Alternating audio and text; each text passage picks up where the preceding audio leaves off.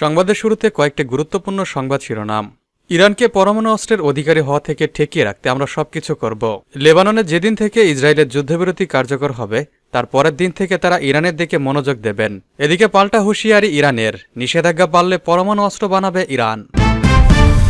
জানাবো ইসরায়েল হিজবুল্লাহর যুদ্ধবিরতি অবস্থান নড়বড়ে। এদিকে পদত্যাগের ইঙ্গিত দিলেন ইসরায়েলি সেনাপ্রধান। আরও থাকছে বাংলাদেশ নিয়ে ভারতীয় মিডিয়ার প্রচারণা ও ইস্কন প্রসঙ্গে যা বলল দিল্লি। সর্বশেষ থাকছে কলকাতায় বাংলাদেশের জাতীয় পতাকা অবমাননা, তীব্র নিন্দা জানাল ঢাকা।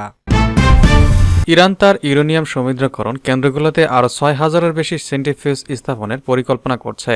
জাতিসংঘের পারমাণবিক পর্যবেক্ষক সংস্থাটি এক প্রতিবেদনের তথ্য উল্লেখ করেছে। গত সপ্তাহে ইরানের বিরুদ্ধে IAEA-এর ৩৫টি রাষ্ট্রের বোর্ড অব গভর্নর্সের পাশ করা এক প্রস্তাবের প্রতিক্রিয়ায় অতিরিক্ত সেন্ট্রিফিউজ স্থাপনের ঘোষণা দিয়েছে তেহরান। যুক্তরাজ্য, ফ্রান্স, জার্মানি এবং যুক্তরাষ্ট্রের অনুরোধে প্রস্তাবটি পাশ হয়েছিল। সেই রেজুলেশন অনুসারে তেহরানকে ভারামিন এবং তুর্কজাবাদে ইউরেনিয়াম কন্যার উপস্থিতি সম্পর্কে ব্যাখ্যা দিতে হবে এবং জাতিসংঘের পারমাণবিক পর্যবেক্ষক সংস্থাকে সেই পারমাণবিক উপাদানের বর্তমান অবস্থান সম্পর্কে জানাতে হবে। তেহরানকে IAEA-এর ইন্সপেক্টরদের সমস্ত ইরানি পারমাণবিক স্থানে প্রবেশ অধিকার প্রদান করতে হবে। বৃহস্পতিবার অনুমোদিত প্রস্তাবনা অনুসারে ইরানের পারমাণবিক কার্যক্রমের IAEA-কে একটি সম্পন্ন এবং হালনাগাদ মূল্যায়ন তৈরি করতে হবে, যা পরবর্তীতে ইরানের বিরুদ্ধে আরও নিষেধাজ্ঞা আরোপের জন্য জাতিসংঘ নিরাপত্তা পরিষদে তুলে ধরা হতে পারে। পশ্চিমারা বলছে ৬০% পর্যন্ত পরিশুদ্ধ ইউরেনিয়াম সমৃদ্ধ করার ব্যাখ্যা দেয়নি ইরান। পারমাণবিক বোমা তৈরি করা ছাড়া কোনো দেশ এমানের ইউরেনিয়াম সমৃদ্ধ করে না, কারণ ৬০% পরিশুদ্ধতার মানটি অস্ত্র তৈরির মানের খুব কাছাকাছি।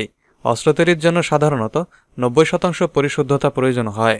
এমনিতেই এখন ইরানের দুই ভূগর্ভস্থ কেন্দ্র নাতানজ ও ফর্ডোতে একটি নাতানজে মাটির উপরিভাগের একটি পাইলট কেন্দ্রে ১০,০০০-এর বেশি সেন্ট্রিফিউজ আছে। এখন তারা আরও ৬,০০০-এর বেশি সেন্ট্রিফিউজ স্থাপন করতে চাইছে। IAEA-এর বোর্ড অব গভর্নর্সের পাশ করা রেজুলেশনের প্রতিক্রিয়ায় ইরানি কর্মকর্তারা বলেছিলেন, ইরানের উপর আরও নিষেধাজ্ঞা আরোপ করলে দেশটি তার পরমাণু অস্ত্র তৈরির উপর থেকে নিজ আরোপিত বিধিনিষেধ তুলে নিতে পারে। এদিকে ইরানি কর্মকর্তাদের এমন প্রতিক্রিয়ার জবাবে ইরানকে আবারও হুমকি দিয়েছিলেন ইসরায়েলের প্রধানমন্ত্রী বেনিয়ামিন নেতানিয়াহু।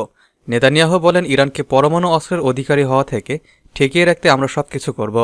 এর জন্য যা যা ব্যবহার করা যায় তার সব ব্যবহার করব। এর আগে মঙ্গলবার নেতানিয়াহু বলেছিলেন, লেবাননে যেদিন থেকে ইসরায়েলের যুদ্ধবিরতি কার্যকর হবে তার পরের দিন থেকে তারা ইরানের দিকে মনোযোগ দেবেন। তবে এ মনোযোগ দেওয়া বলতে আসলে কি পদক্ষেপ নেওয়া হবে সে বিষয়ে বিস্তারিত বলেননি তিনি। ইসরায়েল হিজবুল্লাহ যুদ্ধবিরতির অবস্থা নড়বড়ে বলে মন্তব্য করেছেন দোহা ইনস্টিটিউট ফর গ্র্যাজুয়েট স্টাডিজের মিডিয়া স্টাডিজের অধ্যাপক মোহাম্মদ এল মাসরি।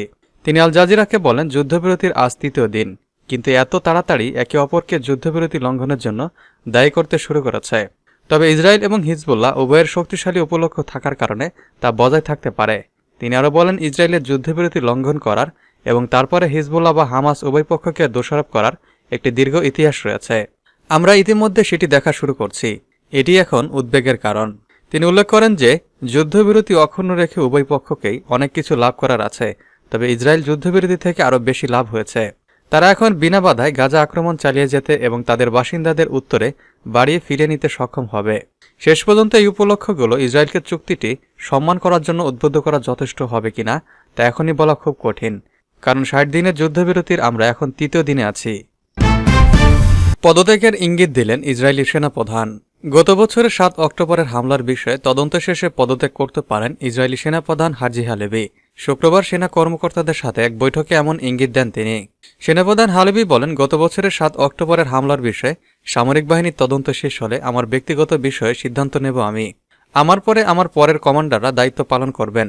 যদি সঠিক বিষয়ে আমাদের কাছে প্রতিবাদ হয়ে যায় তাহলে নিজের বিষয়ে সিদ্ধান্তে আর পাশ কাটিয়ে যাব না।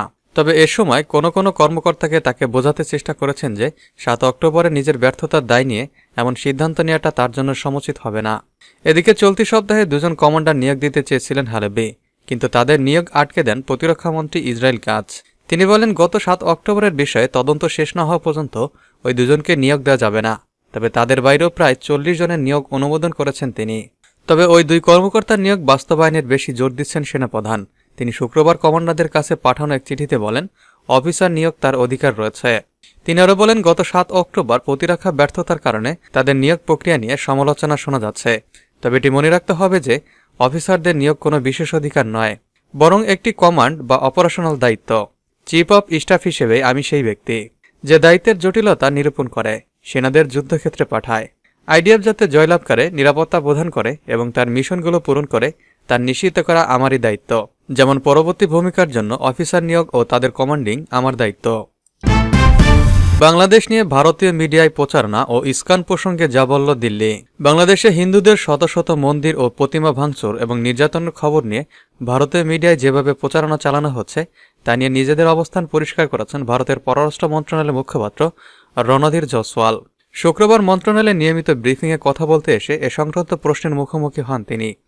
5 আগস্ট পরবর্তী বাংলাদেশে সংখ্যালঘুদের উপর নির্যাতন নিয়ে ভারতীয় মিডিয়ায় সংবাদ প্রকাশের ধরন নিয়ে করা এক প্রশ্নের জবাবে রণধীর জয়সওয়াল বলেন, বাংলাদেশে হিন্দু সহ অন্য সব সংখ্যালঘুর উপর নির্যাতনের ব্যাপারে আমরা সার্বক্ষণিক যোগাযোগ রাখছি। তাদের উপর নির্যাতনের বিষয়টি মিডিয়ার অতিরঞ্জন হিসেবে উড়িয়ে দেওয়া যায় না। আমরা আবারও বাংলাদেশ সরকারের প্রতি আহ্বান জানাব সংখ্যালঘুদের সুরক্ষায় সব ধরনের ব্যবস্থা গ্রহণ করুন। এরপর ভারতীয় পররাষ্ট্র মন্ত্রণালয়ে এক মুখপাত্রকে প্রশ্ন করা হয় ইস্কন প্রসঙ্গে। রণবীর জয়সওয়ালের কাছে এক সাংবাদিক প্রশ্ন রাখেন, বাংলাদেশ সরকার ইসকনকে উগ্রবাদী সংগঠন হিসেবে আখ্যা দিয়েছে, এ ব্যাপারে আপনার মত কি?